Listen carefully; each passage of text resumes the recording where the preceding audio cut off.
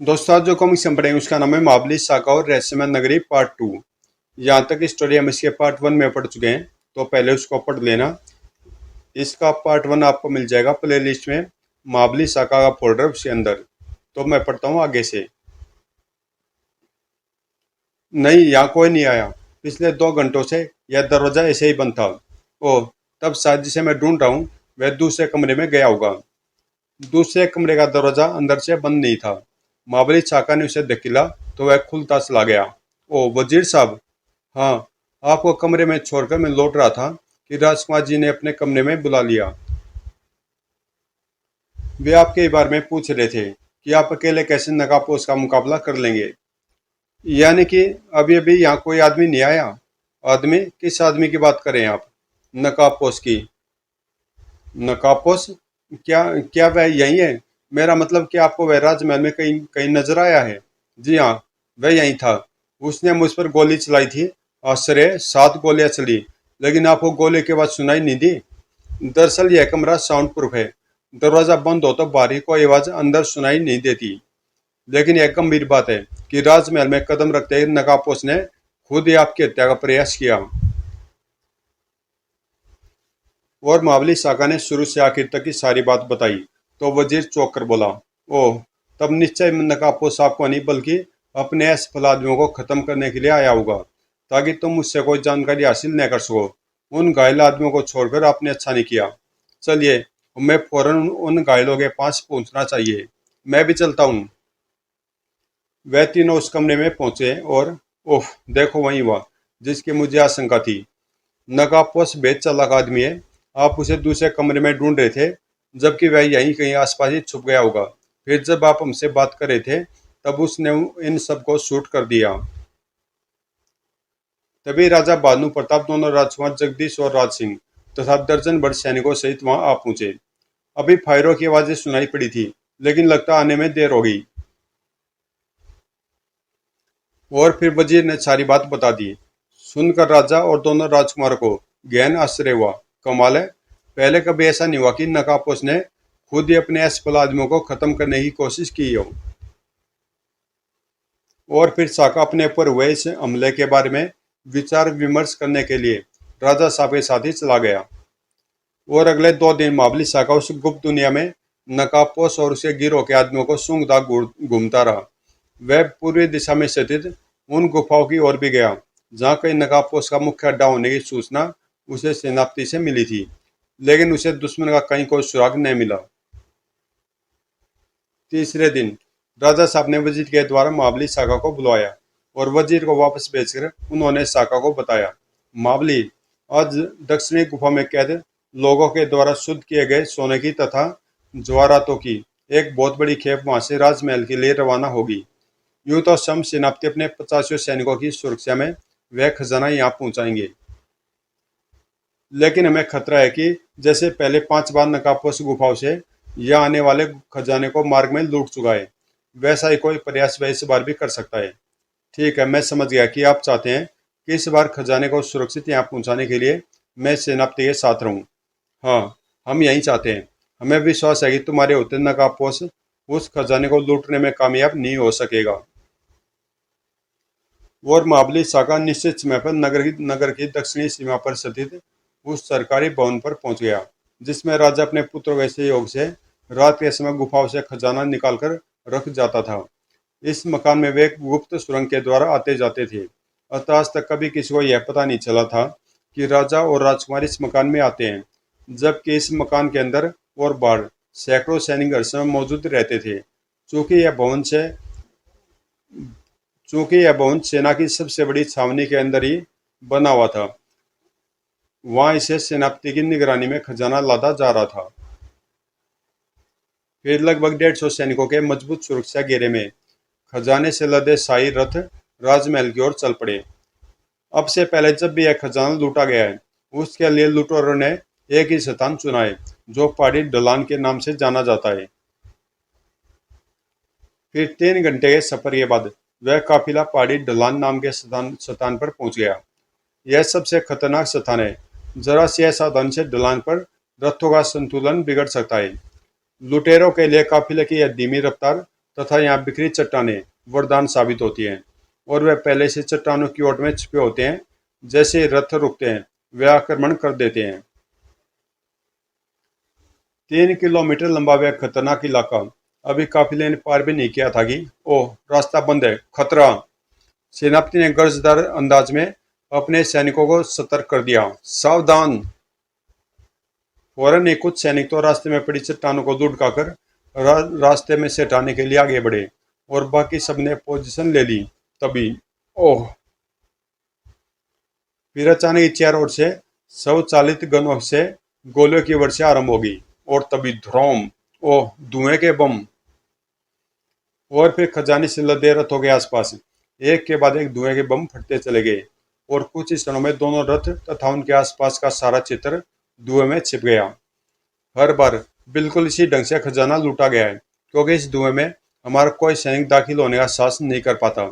सचमुच इस धुएं में आप तथा आपके सैनिक कुछ नहीं कर सकते। और जब यह धुआं हटेगा तो दोनों रथों में रखा खजाना गायब हो चुका होगा। अब आप ही बताइए कि अरे, गायब कहाँ गए? आश्चर्य, यह मेरे बिल्कुल निकट से गायब हो गया और मुझे उसके सरकने तक की आवाज नहीं सुनाई दी। परेशान सेनापति ने महाबली शाखा को बहुत खोजा, लेकिन वह उसे कहीं नजर नहीं आया। कहीं भी तो नजर नहीं आ रहा वह जंगली। आखिर इतनी जल्दी चला कहाँ गया वह? फिर कुछ देर बाद धुआं छट गया तथा दोनों रथ नजर आने लगे थे और छुपे हुए दुश्मनों की ओर से हो रही धुआंधार फायरिंग भी बंद हो चुकी थी। खजाना नहीं है, यह तो होना ही था, लेकिन महाबली शाखा अब तक भी नजर नहीं आया कहीं कहीं।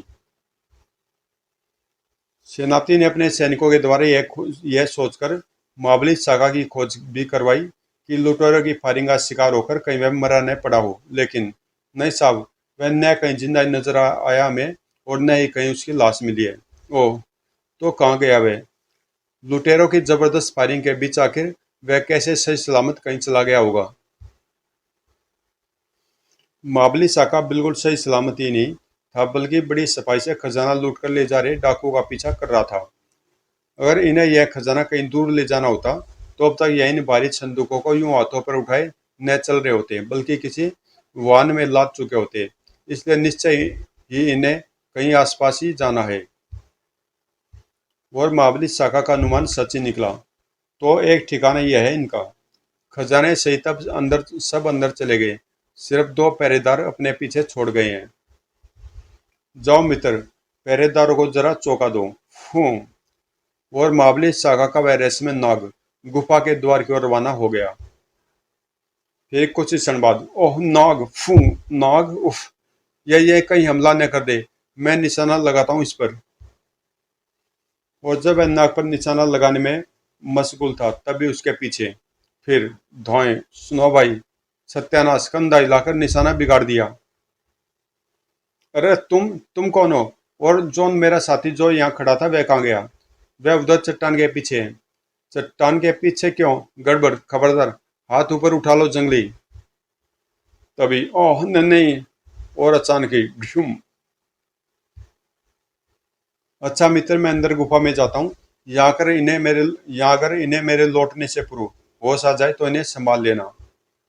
और शाका निश्चिंत होकर गुफा में प्रविष्ट हो गया। गुफा में, शाबाश जवानों, एक बार फिर तुमने कामयाबी का सेहरा अपने सिर पर रख लिया है। और अब इन संदूकों को खोलकर खजाने के दर्शन भी कर दो। और जैसे पहला संदूक खुला, सब स्तब्ध रह गए। हैं, पत्थर पत्थर, धोखा, जरूर इसमें उस जंगली की ही कोई चाल है। बाकी संदूक खोलो जल्दी। सब में पत्थर थे। लगता तुम लोग उस जंगली के किसी षड्यंत्र का शिकार हो गए हो। अरे मूर्खों, कहीं उस जंगली ने पीछा तो नहीं किया था तुम्हारा? नहीं बॉस, किसी ने हमारा पीछा नहीं किया। तभी अभी मालूम हो जाता कि वह जंगली इस समय कहाँ और क्या कर रहा होगा। आओ सेनापति जी, कहिए, कहाँ छोड़ा है उस जंगली को? वह मेरे साथ नहीं है बॉस। हैं सेनापति? बड़ी चालाकी से हमले के दौरान ही गायब हो गया था। सुना तुम लोगों ने? तुम कहते हो कि उस जंगली ने पीछा नहीं किया तुम्हारा, जबकि मेरा दावा है कि वह तुम्हारे पीछे निश्चय ही यहाँ तक आ पहुंचा होगा। भैरव सिंह, फौरन कुछ आदमियों के साथ लेकर गुफा के द्वार पर पहुंच जाओ और जैसे कोई खतरा महसूस करो फौरन अंदर खबर भेज दो। ठीक है बॉस। खतरा तो पहले अंदर पहुंच चुका नगापोस, लेकिन मुझे नहीं पता था कि यह सेनापति भी गद्दार निकलेगा।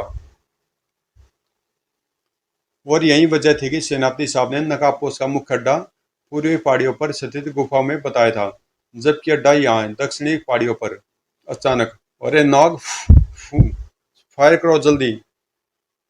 अरे नहीं, गोली मत चलाना, क्योंकि तुम्हें उससे कोई खतरा नहीं, तो खतरा तुम्हें मुझसे है। भ्यूम। ओह, उधर गुफा के अंदर। ओह, अरे जाओ तुम दोनों पता करो वहां क्या हो रहा है।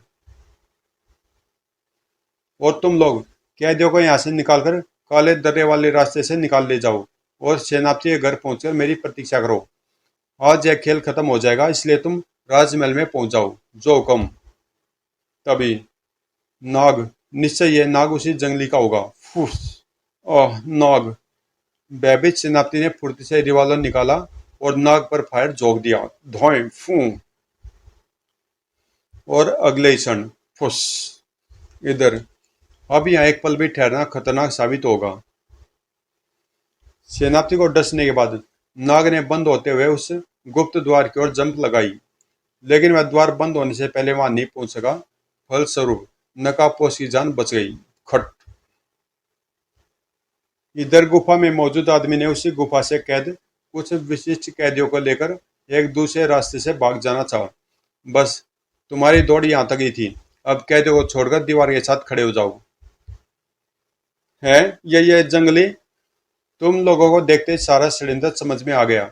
तुम असली वजीर हो, तुम असली सेनापति हो, और यह मेरी बेटी है। नकाबपोश इस पर अत्याचार करने की धमकी देता है।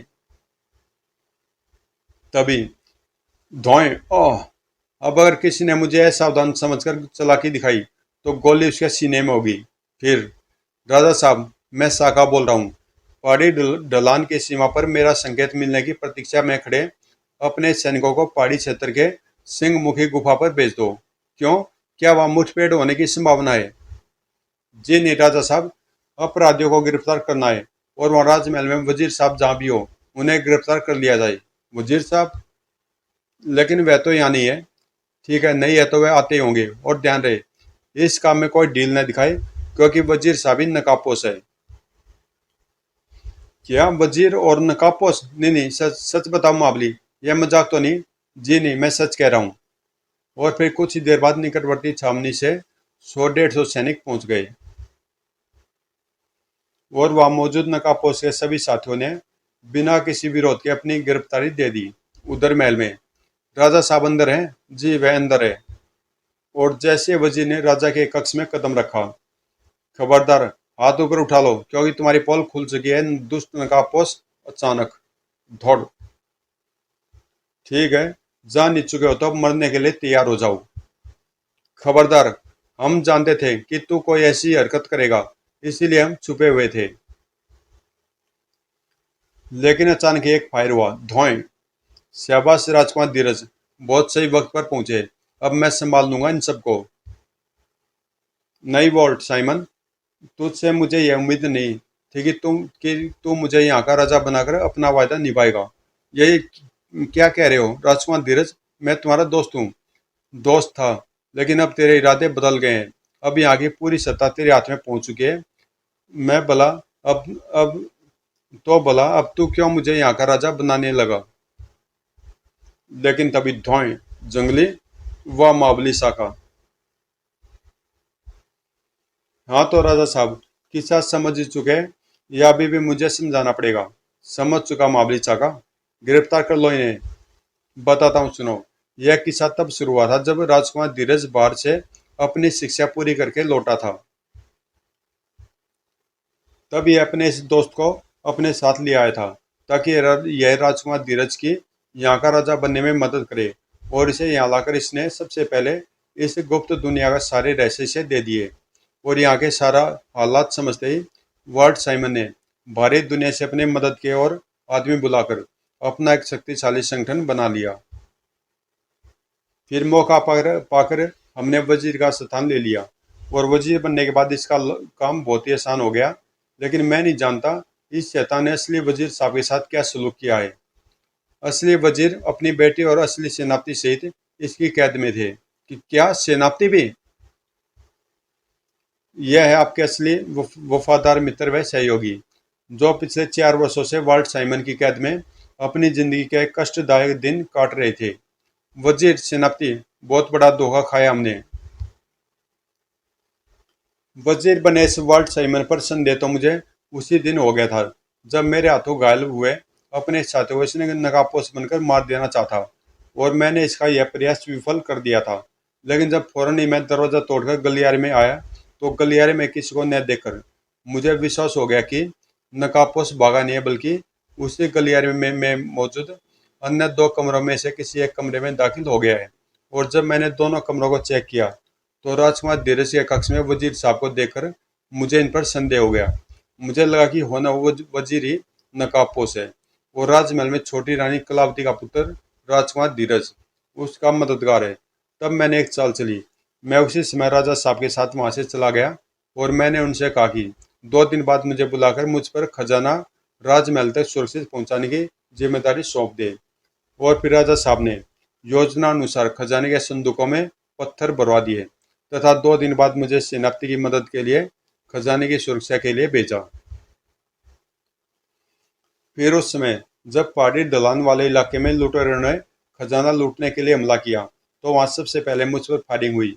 उसके बाद मुझे सेनापति की गतिविधियों से ऐसा आभास मिला जैसे उसे पहले से ही मालूम था कि उस स्थान पर खजाना लूटा जाएगा। फिर और भी अधिक आश्चर्य मुझे इस बात पर हुआ कि सेनापति पर उस हादसे का कुछ असर ही नहीं हुआ था। वैसे निश्चिंत था जैसे जो कुछ हो रहा है वह उसकी इच्छा अनुसार हो रहा है। फिर मैं अपनी पूर्व निर्धारित योजना अनुसार वहां से गायब हो गया और लुटेरों का पीछा करके उनके ठिकाने पर पहुंच गया। वहां कुछ ही देर बाद सेनापति भी नकाबपोश को यह बताने के लिए पहुंच गया कि मैं गायब हो गया हूँ। लेकिन तब भी मुझे यह नहीं मालूम था कि वजीर और सेनापति वास्तव में मास्क पहने हुए कोई अन्य आदमी है। यह बात तो मुझे तब मालूम हुआ जब मैंने असली वजीर व सेनापति को वहां कैदी के रूप में देखा। फिर योजना अनुसार राजा साहब अपने जिन विश्वसनीय सैनिकों को पहाड़ी ढलान की सीमा पर मेरी मदद के लिए भेज चुके थे, मैंने उन्हें वहां बुला लिया। नकली सेनापति वहीं गुफा में मारे गए। और यह वीडियो कैसेट उस ऑटोमेटिक वीडियो कैमरे ने तैयार की है जो छोटी रानी कलावती के कमरे में रखी एक पत्थर की मूर्ति में मैंने उसी दिन छिपा दिया था जब मुझे वजीर पर संदेह हुआ था। इस कैसेट में रानी कलावती, राजकुमार धीरज तथा उस समय वजीर बने वॉल्ट साइमन के बीच हुई मीटिंग की फिल्म है, जिसमें रानी वॉल्ट साइमन पर आरोप लगा रही है कि उन्हें वॉल्ट साइमन की नीयत में खोट नजर आ रहा है। वह अपने वादे अनुसार उनके पुत्र धीरज को यहाँ का राजा नहीं बनाएगा, बल्कि वह खुद राजा बनना चाहता है। फिर छोटी रानी कलावती को भी गिरफ्तार कर लिया गया और सबकी सहमति से अपनी इच्छा अनुसार महाबली शाखा ने भारतीय सरकार को इस गुप्त दुनिया का भेद बताकर वह गुप्त दुनिया भारतीय सेना के हवाले कर दी। महाबली, तुमने हमारा नहीं बल्कि गुप्त दुनिया के लाखों लोगों का जीवन बचाकर हम सब पर बहुत बड़ा उपकार किया है। हम तुम्हारे इस महान कार्य को कभी नहीं भूलेंगे। नहीं, यह मेरा इंसानी कर्तव्य था और मुझे खुशी है कि मैंने अपना कर्तव्य बहुत अच्छी तरह निभाया। बस अब विदा। तो दोस्तों, कॉमिक्स यहीं पे समाप्त होती है। महाबली शाखा की इस कॉमिक्स में बहुत ही ज़्यादा अक्षर थे, इसलिए मैंने इसे 2 पार्ट बनाए थे। और मिलते हैं किसी अगली कॉमिक्स में।